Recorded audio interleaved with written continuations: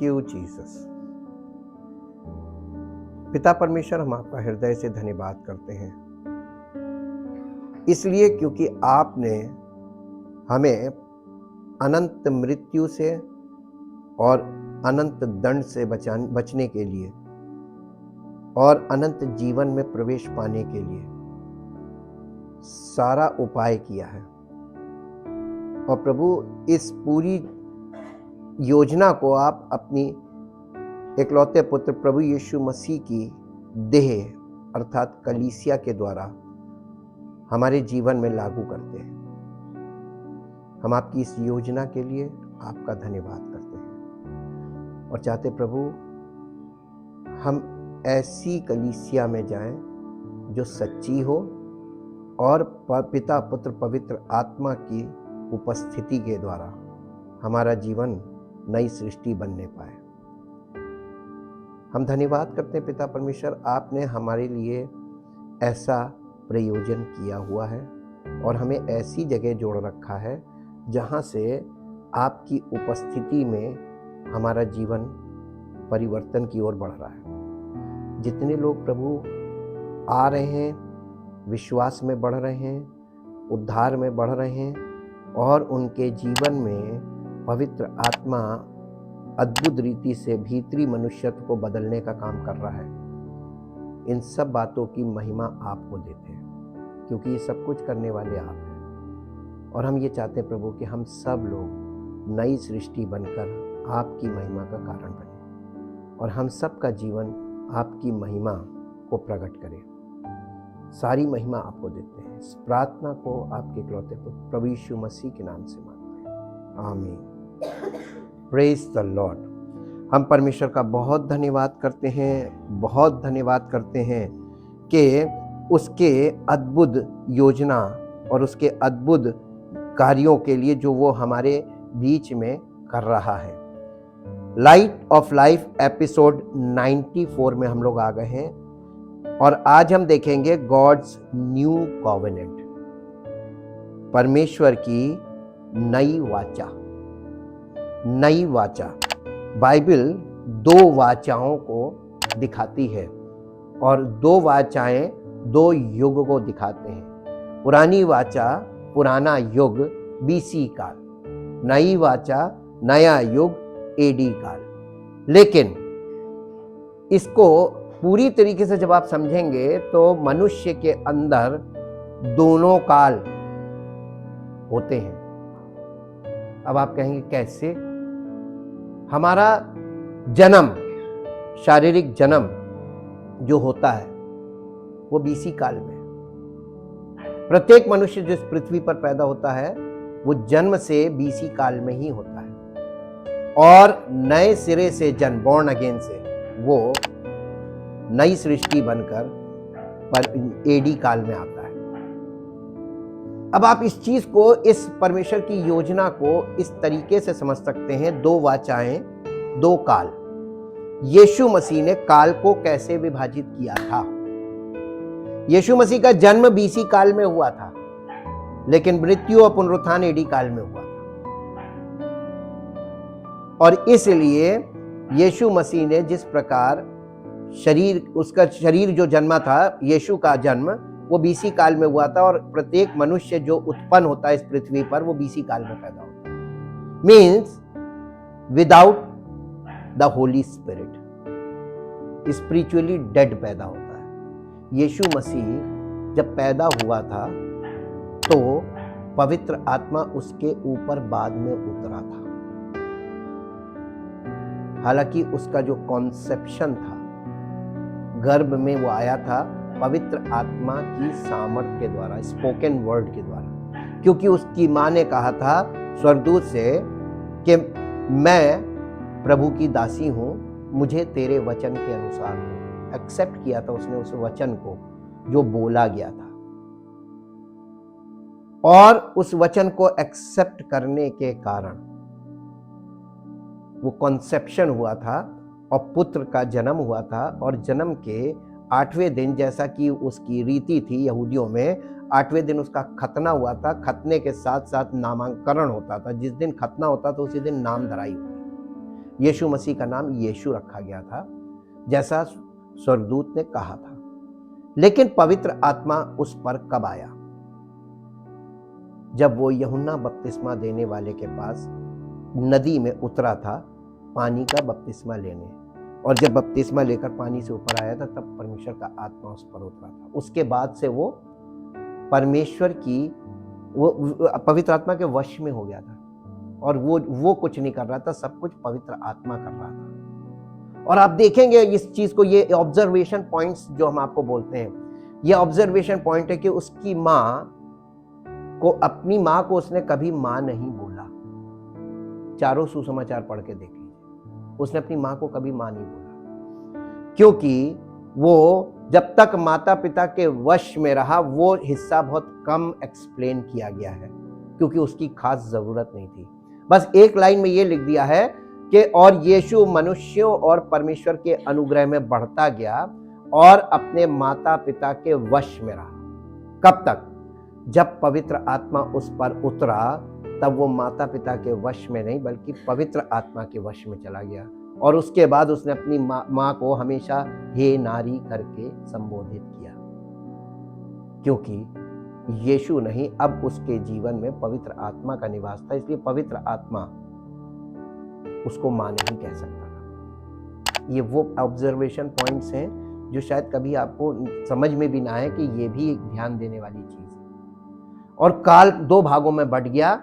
जन्म बीसी काल में हुआ और मृत्यु और पुनरुत्थान एडी काल में हुई, और एडी काल की शुरुआत ही मृत्यु और पुनरुत्थान से ही होती है।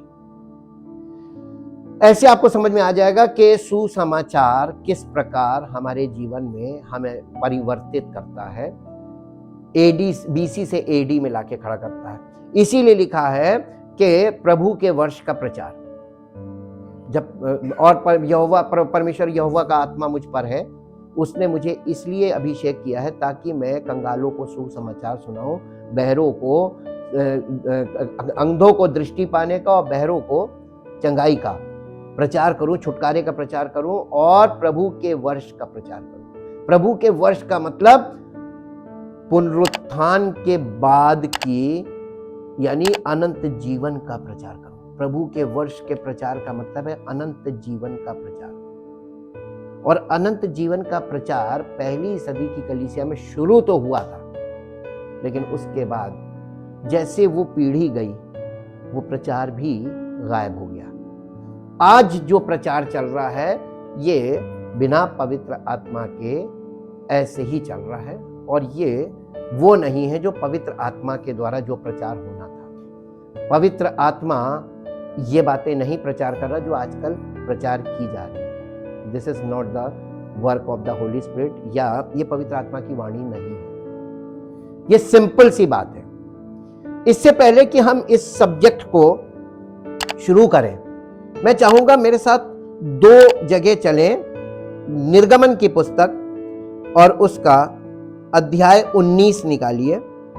ये 10 कमांडमेंट्स जब दिए जा रहे थे, उससे पहले मूसा से परमेश्वर ने कुछ कहा था। हम इसको पढ़ेंगे 5वां पद, 19 अध्याय का 5 पद से 9 पद तक पढ़िए। इसलिए अब यदि तुम निश्चय मेरी मानोगे और मेरी वाचा का पालन करोगे, ये पुराने नियम की बात बता रहे हैं, मेरी वाचा का पालन करोगे और सब लोगों में से तुम ही मेरा निश्चय, ये कंडीशन थी, अगर तुम निश्चय मेरी मानोगे और मेरी वाचा का पालन करोगे। आज्ञा का नहीं लिखा है।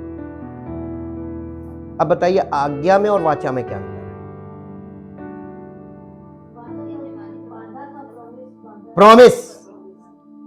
प्रॉमिस, जैसे पति पत्नी एक दूसरे के साथ प्रॉमिस करते हैं, उसको कहते हैं वाचा। ये नहीं कि पति ने आज्ञा दे दी और पत्नी आज्ञा की गुलाम बन गई, ऐसा नहीं है। वैवाहिक जीवन में आप बिल्कुल एग्जैक्टली वो एग्जाम्पल देख सकते हैं। आज बहुत से लोगों का वैवाहिक जीवन खराब इसलिए है क्योंकि एक तरफ कमांड है, तो वो कमांड एक तरफ से नहीं होगा, दोनों तरफ से, यानी अनुबंध जिसको बोलते हैं, अग्रीमेंट।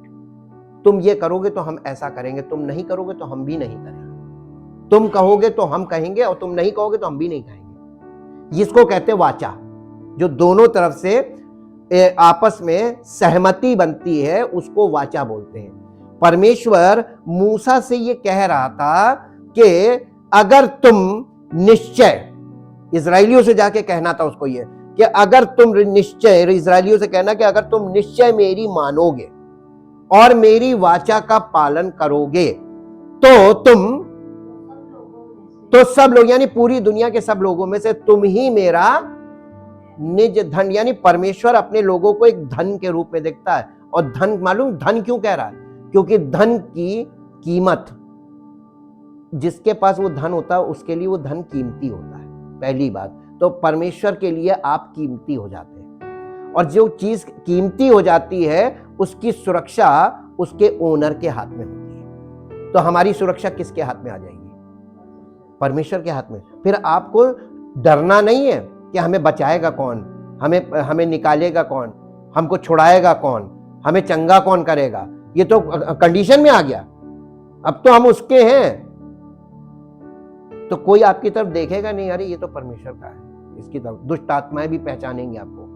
अब समझ में आ रहा है ना वाचा में क्या चीज है जी। आगे, समस्त पृथ्वी मेरी है। कितनी बड़ी बात उसने कही थी।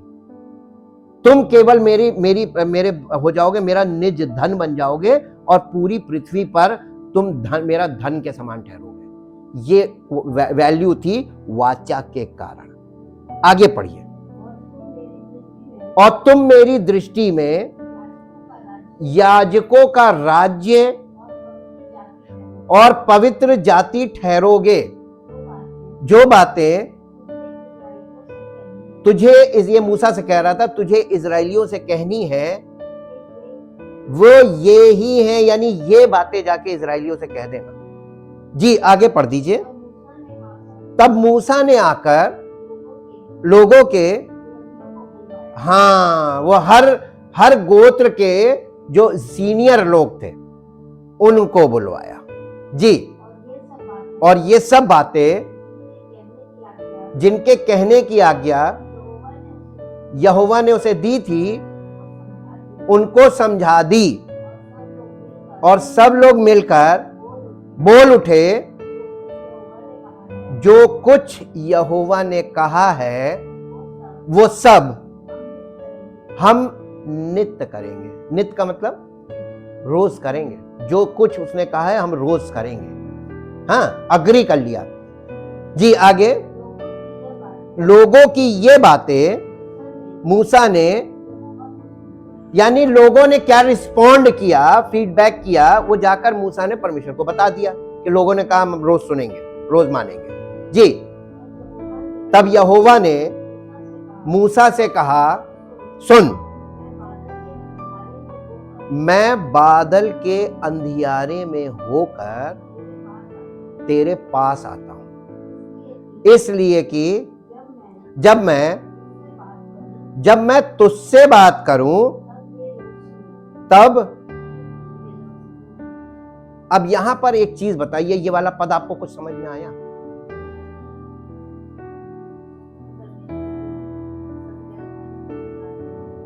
नहीं, परमेश्वर मूसा से किस रूप में बात कर रहा था? चलिए इंग्लिश में निकाल लीजिए, ज्यादा जोर मत डालिए क्योंकि आप ज्यादा जोर डाल नहीं पाएंगे। आप ज्यादा जोर डालेंगे तो मिस इंटरप्रिटेशन ही निकलेगा। इसलिए वचन में ही रहते हैं, लिखित वचन में। हाँ, ये now therefore if you will obey my word. नहीं है, वॉइस में और वर्ड में क्या अंतर है? आज लोग बाइबल पढ़ रहे हैं, ये वर्ड है, रिटन वर्ड, और यहां परमेश्वर कह क्या रहा था? यदि इजराइलियों से कहना, यदि वे मेरी आवाज सुनने की बात कर रहा था ना, बाइबल पढ़ने की तो बात नहीं कर रहा था ना। आज लोग परमेश्वर की आत्मा की आवाज कहां सुन रहे हैं? सब बाइबल पढ़ रहे हैं और एक दूसरे प्रचारक को सुन रहे हैं। परमेश्वर की आवाज कहां सुन रहे हैं? और प्रतिदिन सुननी थी। कंडीशन देख लीजिएगा, ये कॉवेनेंट है, नियम नहीं है, और लोगों ने गलत नियम बना लिए। ये आपकी आत्मिक अंधता है। आप आत्मिक रूप से जीरो हैं और शारीरिक तौर पर आप परमेश्वर के वचन का दुरुपयोग कर रहे हैं और आपको पता ही नहीं चल रहा।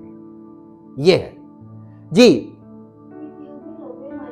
इफ यू विल ओबे का मतलब आज्ञा मानना, माई वॉइस, परमेश्वर की आवाज को सुनना और उसको मान लेना है, हुक्म मान लेना जी।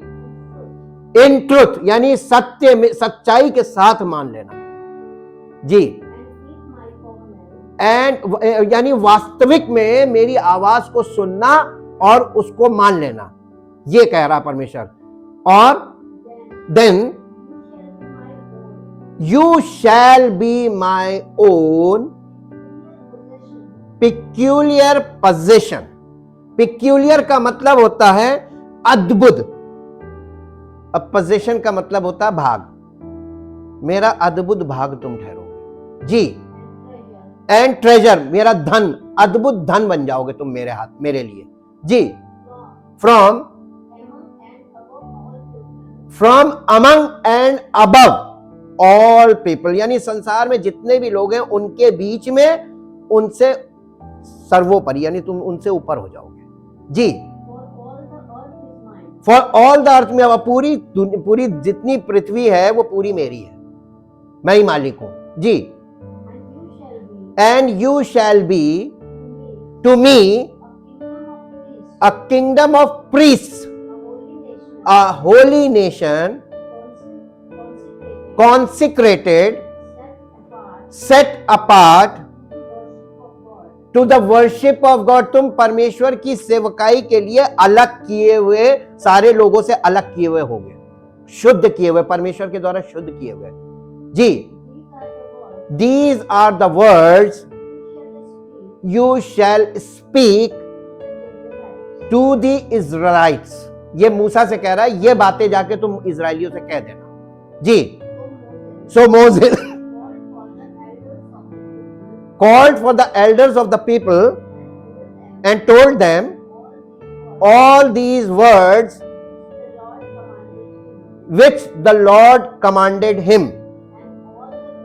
And all the people answered together and said, all that the Lord has spoken। जो कुछ परमेश्वर बोल रहा है हम उन सबको मानेंगे। We will do, हम वैसे ही करेंगे जी। And Moses reported the words of the people to the Lord। परमेश्वर ने वो जो लोगों ने कहा वो जाके परमेश्वर को बता दिया जी। And the Lord said to Moses, behold, फिर आ गया behold, ध्यान दे, कृपया ध्यान दे। हमने इसीलिए आपसे पूछा था इसका मतलब क्या है, कृपया ध्यान दे। यहां पर आपको ध्यान देने की जरूरत है। यहां परमेश्वर कुछ अजीब चीज बोलने जा रहा है। behold, मूसा से कह रहा है परमेश्वर, behold यानी ध्यान देना, मैं तुम्हारे पास आऊंगा। I come to you in a thick cloud, यानी मैं एक घनघोर बादल में होकर तुम्हारे पास आऊंगा, काला बादल जिसको बोलते हैं। दैट द पीपल में हियर, जब मैं तुमसे बात करूंगा, मूसा से कह रहा था मैं जो तुमसे बात करूंगा और लोग सुनेंगे जी। एंड बिलीव नहीं, व्हेन हाँ, I speak with you and believe you and remain steadfast forever। Hindi में इसको पढ़ दीजिए फिर से, यहां पे बहुत भेद की बात है जो मैं आपको दिखाना मांग रहा हूं। हाँ, सुन, मैं बादल के अंधियारे में होकर तेरे पास आता हूं, इसलिए कि परमेश्वर मूसा से कह रहा है जब मैं तुझसे बात करूं, कौन? इजरायली लोग सुने। अब आप एक बात बताइए, परमेश्वर बात किससे कर रहा है? नहीं, मूसा से। तो इजरायली कैसे सुनेंगे? नहीं सुनेंगे इजरायली थ्रू मोसेस। आपको ये डिवाइन कनेक्शन समझना पड़ेगा। परमेश्वर अपने चुने और नियुक्त किए हुए बंदे के द्वारा कैसे लोगों से बात करता है, यहीं पे है राज। गुप्त रूप से बादल वहां पर दिखा रहा है कि बादल तो वो लोग नेचुरली बादल देख रहे हैं कि बादल है, या वो परमेश्वर का बादल में होकर परमेश्वर उनकी अगुवाई करता था। बोलिए हाँ, मैंने आपको खूब थ्योरी दी, आपने कहा हाँ बादल बादल बादल, उनके ऊपर बादल, वो तंबू के ऊपर बादल छाया रहता था। बादल का मतलब प्रेजेंस ऑफ गॉड। लेकिन वो बादल जो दिखता था वो बादल था, लेकिन उस बादल के अंदर जो था वो दिखता नहीं था, लेकिन वो सुनाई देता था। कैसे? वो जो बोलता था वो मूसा सुन सकता था, और मूसा सुनकर मूसा के मुख से निकलता था, तब लोग सुनते थे। This is the divine speaking. ये this is the divine method of speaking. God speaks through a chosen and appointed person. वो अपने चुने और नियुक्त किए हुए व्यक्ति के द्वारा ऐसे बात करता है। हम आपसे पहले याद कीजिए, हम आपसे क्या कहते थे? हम सुनकर बोलते हैं। यही तो वरदान है ना? तो हम सुन के कैसे बोलते थे? परमेश्वर की आवाज मैं सुन रहा हूं, वो आ रही है और धड़ल्ले से आ रही है, बस मेरे मुख से निकल रही चट चट चट चट चट, क्योंकि हम इतने फ्लो में बोल रहे हैं कि हम पढ़ के नहीं उतने फ्लो में बोल सकते। आप जब सिग्नेचर करते हैं उसमें क्या चीज बैंक वाले चेक करते हैं? फ्लो। फ्लो। एक बार पेन रखा और लास्ट में उठता है डॉट के साथ, उसको कहते हैं सिग्नेचर। परमेश्वर की आवाज जब किसी व्यक्ति के जो सुन के बोल रहा होता है ना, वो यूं आती है और यूं निकलती है, उसका दिमाग उस समय फेल होता है। इतनी तेजी से कोई उसमें परिवर्तन नहीं किया जा सकता। इसको फ्लो बोलते हैं। मूसा फ्लो में बोल रहा था, इसका मतलब मूसा नहीं, मूसा के माइंड को किसने कैप्चर कर लिया? परमेश्वर की आत्मा ने। अब परमेश्वर की आत्मा की आवाज उसके द्वारा निकल रही, वो सिर्फ ट्रांसमिट हो रही है, वो रिसीव और ट्रांसमिट। जैसे रेडियो हवा में से सिग्नल कैच करता है और धड़ल्ले से स्पीकर से आप सुनते हैं, तो रेडियो क्या कर रहा है? सिर्फ रिसीव और ट्रांसमिट ही तो कर रहा है ना? ऐसे ही वो एक इंस्ट्रूमेंट बन जाता है, सच्चा सेवक, और वो परमेश्वर की आवाज को केवल सुनकर आपको बता सकता है और उसमें कुछ परिवर्तन नहीं कर सकता। हालेलुया। आपने देखा डिवाइन कनेक्शन, कैसे परमेश्वर की आवाज आप सुन के चल सकते हैं। अभी तक आप सोच रहे होंगे परमेश्वर की आवाज हमें तो सुनाई नहीं दे रही, तो संडे को आप किसकी सुन रहे थे? और रोज आते किसकी सुनते हैं? हल्के में लेते हैं। अब हल्के में मत लेना, ये किसकी आवाज है? इतनी तो हमने पढ़ाई नहीं की है। जो बातें हम बोल रहे हैं ये हमारी पढ़ी हुई बातें हैं, नहीं ट्रेनिंग करी नहीं, तो कहां से आ रही? जब टीचर हमको मिला हुआ है तो हमें ट्रेनिंग की जरूरत है। हालेलुया। यहाँ पे आपने देखा ना परमेश्वर कैसे अपने व्यक्ति के द्वारा बात करता है। ये वाचा का चिन्ह था, ये वाचा परमेश्वर ने उन लोगों से बांधी थी। अब एक इसी के साथ एक और निकाल लीजिए, फिर हम अपना टॉपिक, और इस वो मिलेगा आपको व्यवस्था विवरण की पुस्तक। ये दोनों व्यवस्था की ही किताबें हैं, शुरू की 5 किताबें, और उसका 7 अध्याय निकालिए। सॉरी, व्यवस्था विवरण, द बुक ऑफ ड्यूटेरोनॉमी चैप्टर 7, 17 अध्याय, व्यवस्था विवरण 7 अध्याय, और उसका 7 पद से पढ़िए। यहोवा ने जो तुझसे स्नेह करके तुझको चुन लिया, इसका कारण ये नहीं था कि तुम गिनती में और सब देशों के लोगों से। इजराइलियों को परमेश्वर ने अपनी प्रजा के लिए इसलिए नहीं चुना था क्योंकि वो संख्या में ज्यादा थे, इसलिए नहीं चुना था। मेजॉरिटी को कभी नहीं चुनता है। जो लोग ज्यादा होते हैं संख्या में, परमेश्वर उन्हें कभी नहीं चुनता। परमेश्वर हमेशा अल्पसंख्यकों को चुनता है, जो कम होते हैं। सबसे ज्यादा कम होंगे वही सही होंगे। आप मसीहत में भी जब आप स्टैटिस्टिक्स जाके देखें तो आप मिनिमम लोगों को देखिएगा, क्योंकि मैक्सिमम गलत होंगे, मिनिमम सही होंगे, और मिनिमम दुर्लभ होते हैं, क्योंकि वो एक यहां तो एक तीर घाट एक मीर घाट, यानी एक शहर में दुर्लभ होगा कि एक मिले। ये है माइनॉरिटी का मतलब, ये होता है। हाँ आगे पढ़िए। किंतु तुम तो सब देश के लोगों से, परमेश्वर किसको चुनता है? ज्यादा को कि थोड़े को? और लोग कहां जाना पसंद करते हैं? जहां ज्यादा होता है। तो आप सही जगह जा रहे हैं कि गलत जगह जा रहे हैं? अरे कह रहे सही जगह जा रहे हैं। जहां ज्यादा लोग हैं वहां जा रहे हैं, तो आप कहां जा रहे हैं? गलत जगह जा रहे हैं।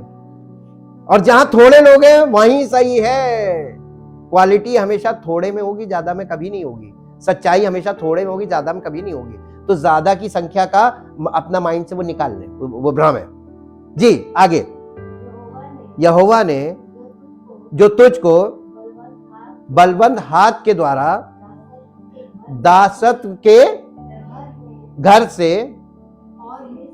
में से और मिस्र के राजा फिरौन के हाथ से छुड़ा कर निकाल लिया, इसका यही कारण है कि वो परमेश्वर ने जो छुटकारे का काम किया और वाचा बांधी हमें छुड़ाने के लिए, उसने वायदे किए हैं, उसका कारण वो हमसे प्यार करता है इसलिए। और हम उसके आगे कंडीशन रखते हैं कि तुम्हें तो करना ही पड़ेगा। जैसे हम लोग माता पिता से कहते हैं, जब माँ बाप कहते हैं हमने तुम्हारे लिए ये किया, वो तो तुम्हारा कर्तव्य था, तुम्हें करना ही था।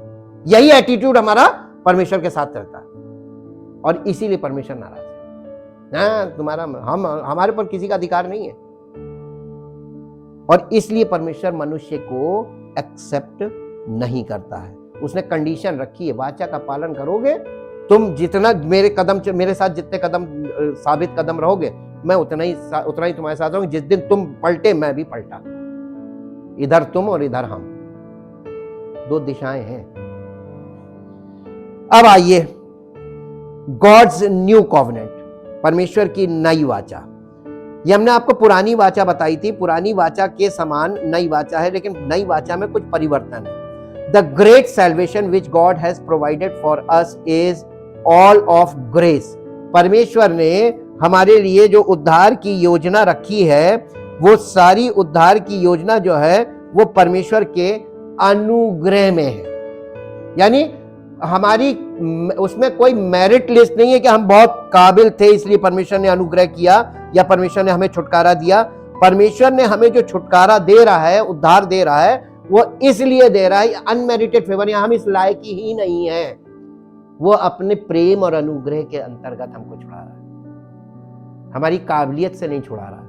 और आप जाके कलीसियाओं में शिक्षा को देखिए, वहां पर काबिलियत की बात की जाती है। अगर तुम ये करोगे, तुम ऐसे करोगे तो परमेश्वर अनुग्रह करेगा। सही बोल रहे हैं कि गलत?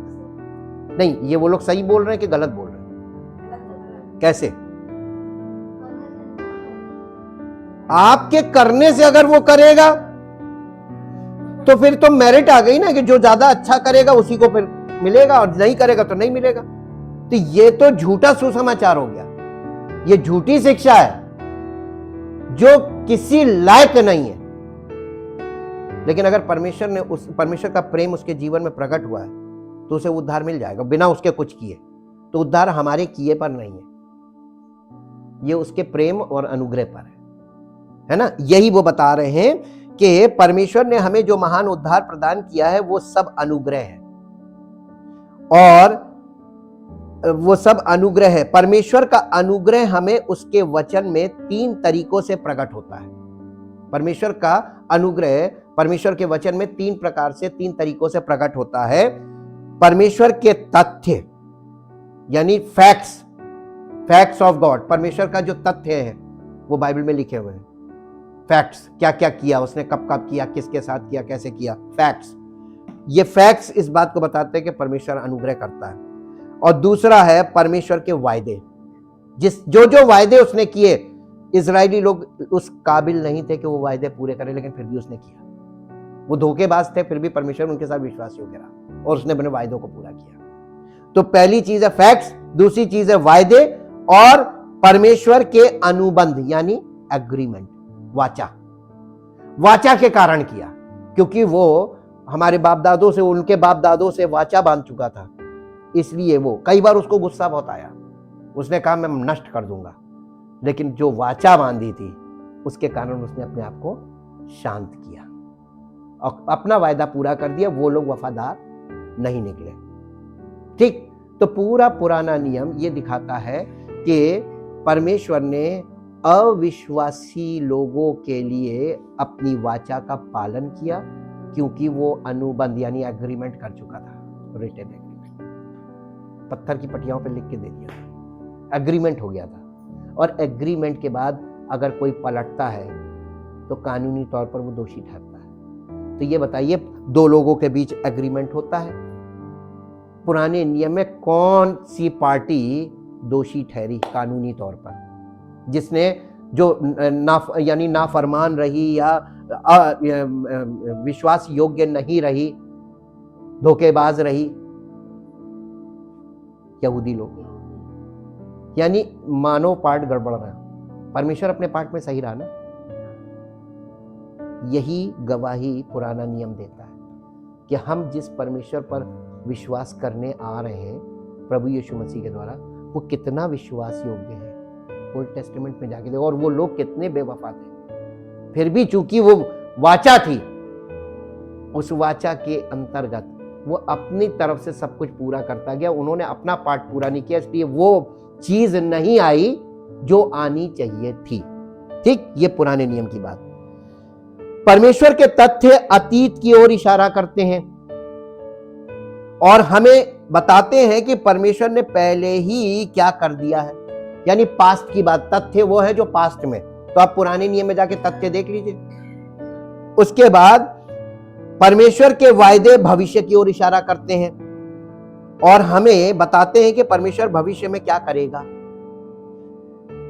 परमेश्वर न केवल हमें अपनी महिमा में सच्चाई और अपनी अत्यधिक बड़ी और बहुमूल्य प्रतिज्ञाएं देता है, बल्कि वो हमें अपनी वाचा भी देता है ना। एक वाचा क्या है? वाचा का मतलब क्या है? एक वाचा एक बाध्यकारी कानूनी समझौता है। रिटन एग्रीमेंट और रजिस्टर्ड करा लीजिए, उसके बाद जो पार्टी पलटेगी वो नुकसान में जाएगी और वो कानून के तौर पर फॉल्टी हो जाएगी, है ना। जब लोग मकान खरीदते हैं तो जो डाउन पेमेंट किया जाता है, बयाना जिसको बोलते हैं, उस समय लिखा पढ़ी हो जाती है स्टैम्प पेपर पे, और उसमें कंडीशन होती है, टाइम भी होती है, टाइम लिमिट। अगर समय पर आपने पूरी पेमेंट नहीं की और रजिस्ट्री नहीं करवाई तो बयाना जब्त। यही तो होता है। तो अब बताइए, अगर आप अपनी कंडीशन समय पर पूरी नहीं कर पाए तो वो अगली पार्टी को तो फायदा हो जाएगा, प्रॉपर्टी भी उसकी और बयाना भी उसका। तब आप रोना गाना करेंगे, ये नहीं, ऐसा नहीं, वैसा नहीं है, लेकिन कानून में आप जीत नहीं सकते। इंसानी तौर पर जाकर हाथ पल्ले पकड़ लो, मैनुअल लेवल पे कुछ हो सकता है, लेकिन कानूनी तौर पर वहां पर कुछ नहीं हो सकता है। अनुबंध है, इसी को कहते हैं वाचा। ठीक, वाचा में रिटन कंडीशन हो जाती है। और जब दो लोग एक वाचा पर हस्ताक्षर करते हैं तो ये वाचा प्रावधानों को पूरा करने के लिए उन्हें कानूनी रूप से बाध्य करती है। वाचा में जब आते हैं तो आप कानून के अंतर्गत आ जाते हैं। ठीक, और कानून के अंतर्गत आ गए तो सजा भी कानून से ही मिलेगी, हाँ कि ना। यदि हम किसी के साथ वाचा बांधते हैं और वाचा के अनुसार करने में असफल रहते हैं तो हम बेईमान हैं और एक ऐसा व्यक्ति जिसका वचन अच्छा नहीं है। इसके अलावा हमें वो करने के लिए कानून द्वारा विवश किया जा सकता है जिसे करने का हमने अनुबंध किया था। आपका जितना भी आपका रिकॉर्ड खराब हो, लेकिन अगर आपने लिखित एग्रीमेंट कर लिया है तो आप बाध्य हैं उसको पूरा करने के लिए, नहीं तो आप कानूनी तौर पर डिफॉल्टर हैं, दोषी हैं। और यही बात हम लोगों को वचन में जाकर सीखनी। परमेश्वर ने वाचा बांधी है, हम उसे बाध्य नहीं कर सकते, बल्कि वहां पर हम बाध्य हैं कि हम गलत हैं। हमें यह मानने की जरूरत है, जानने की जरूरत है कि हमसे कहां चूक हुई है, कहां गलती हुई है। यही तो देखना है। मेरे साथ एक पद निकाल के पढ़िए जो आपको मिलेगा इब्रानियों की पत्री और उसका 8 अध्याय, इब्रानियों की पत्री उसका 8 अध्याय और उसका 6 पद। पर उन याजकों, कौन से याजकों से? पुराने नियम के जितने भी याजक थे उन याजकों से बढ़कर, यानी हम नई वाचा की बात कर रहे हैं, सेवा यीशु को मिली क्योंकि कौन? यीशु मसीह और भी उत्तम वाचा का मध्यस्थ ठहरा। क्या ठहरा? मध्यस्थ। मध्यस्थ का मतलब क्या होता है? बिचौलिया, हाँ, मीडिएटर। मूसा पुराने नियम में मीडिएटर था, लेकिन नए नियम में कौन है? अब दोनों की स्थिति देखिए। मूसा एक मनुष्य था, मनुष्यों में से चुना हुआ एक सेवक, लेकिन यीशु मसीह मनुष्य रूप में आया था, लेकिन था कौन? परमेश्वर का। यानी परमेश्वर ने अपना वारिस भेजा कि शायद इसकी सुने, सेवकों की तो सुनी नहीं, शायद इसकी सुने। और उसके साथ लोगों ने सबसे ज्यादा गलती कर दी, हल्के में ले लिया उसको, और वही गलत हो गया। जबकि उसके पास पुराने नियम से ज्यादा बेटर, यानी उससे बहुत अच्छी वाचा है। नई वाचा जो है पुरानी वाचा के उसके आगे कुछ नहीं है जी। क्योंकि यदि वो पहली वाचा निर्दोष होती तो दूसरी के लिए, इसका मतलब कि पुरानी वाचा में कुछ प्रॉब्लम थी, इसलिए नई वाचा आई। परमेश्वर ने पुराने नियम में हमको शिक्षा के लिए रखा है कि कितनी लूप होल्स थे, कितनी प्रॉब्लम्स हुई परमेश्वर को, और परमेश्वर अपनी इच्छा में लोगों को ला नहीं पा रहा था। इसलिए परमेश्वर ने, देखिए, सेवक को भेजा तो सेवक के द्वारा सेवक ही पैदा हुए, है ना। लास्ट में उसने पुत्र को भेजा। अब पुत्र के बदले में वो क्या चाहता है? पुत्र। तो हमें वो बेटा बनाएगा तभी एक्सेप्ट करेगा। वहां सेवक थे, सेवक के रूप में एक्सेप्ट कर लिए जाते थे लोग, ताकि सेवा का काम चलता रहे, लेकिन हृदय परिवर्तन किसी का नहीं हुआ, और परमेश्वर के विचारधारा से उस स्वभाव में कोई नहीं आया। वो रहे इंसान, और परमेश्वर ने अपनी आत्मा की सामर्थ्य में बड़े बड़े काम तो करे उनके द्वारा, लेकिन उनके स्वभाव से हारता गया। ये आप पूरा देखिएगा, उनके कैरेक्टर पे परमेश्वर हार गया, कैरेक्टर नहीं बदला, और काम जो कराने थे वो उसने करा लिए उनसे। तो परमेश्वर ने काम करा लिए, लेकिन वो इस लायक नहीं थे कि परमेश्वर की सामर्थ्य उनके जीवन से प्रकट हो। हाँ, कैरेक्टर नहीं, चरित्र वैसे ही था। जैसे दाऊद परमेश्वर का दिल पसंद शख्स था, परमेश्वर उसको बहुत प्यार करता था, लेकिन दाऊद की कमी क्या थी मालूम है? व्यभिचार कर दिया, दूसरे की बीवी को, उसके आदमी को मरवा दिया, उसको भी, उसकी पत्नी को अपनी पत्नी बना लिया। राजा था इसलिए, पावरफुल था इसलिए उसने कर लिया, और परमेश्वर की दृष्टि में तो ये बहुत बड़ा घनघोर पाप है। तो पुराने नियम के सेवकों में क्या प्रॉब्लम थी? व्यभिचार भी वो कर रहे थे, चोरी भी करते थे, सारे गलत काम करते थे, लेकिन फिर भी परमेश्वर की मजबूरी थी। परमेश्वर का आत्मा उतरता था, काम करता था, चला जाता था। परमानेंटली उनके अंदर परमेश्वर का आत्मा वास नहीं करता था। आत्मा आया, भविष्यवाणी हुई, आत्मा चला गया। लेकिन नए नियम में आइए, नए नियम में स्टार्टिंग से ही पुत्रों के लिए है नया नियम, सेवकों के लिए नहीं है। पुत्रों के लिए है, वारिस ही काम करेगा। किंगडम ऑफ गॉड परमेश्वर के वारिसों का साम्राज्य। अब आपको समझ में आया? तो इसमें केवल वारिस ही प्रवेश करेंगे, फर्जी कोई एंट्री किसी को मिलेगी नहीं। बॉर्न अगेन होना जरूरी हो गया ना, क्योंकि बिना जन्म लिए, परमेश्वर के परिवार में जन्म लिए बिना आप उसके परिवार के सदस्य नहीं बनेंगे, और जब सदस्य नहीं तो वारिस भी नहीं। हालेलुया। हम परमेश्वर का धन्यवाद करते हैं इस नई वाचा के लिए, और इस नई वाचा के प्रकाश में हम पुरानी वाचा को भी समझते चले जाएंगे। Thank you Jesus. परमपिता परमेश्वर, हम आपका हृदय से धन्यवाद करते हैं अद्भुत प्रकाशन के लिए जो आपके वचन में छिपा हुआ है और पवित्र आत्मा के प्रकाश के द्वारा हमको प्रकाशित होता है, ताकि प्रभु हम आपके वचन के सत्य को और सत्य के प्रकाश को अपने जीवन में प्राप्त कर सके, जीवन की ज्योति प्राप्त कर सके, और हम सब विश्वास करने वालों का जीवन सत्य से भरा हो, वास्तविक हो, और हमारा विश्वास भी वास्तविक हो, और हम वास्तविक रूप में पवित्र आत्मा के चलाए चलने वाले हो और परमेश्वर की महिमा के पात्र बने, और हमारा जीवन उसकी महिमा का कारण हो। धन्यवाद के साथ इस प्रार्थना को आपके इकलौते पुत्र प्रभु यीशु मसीह के नाम से मांगते हैं, आमीन। Praise the Lord.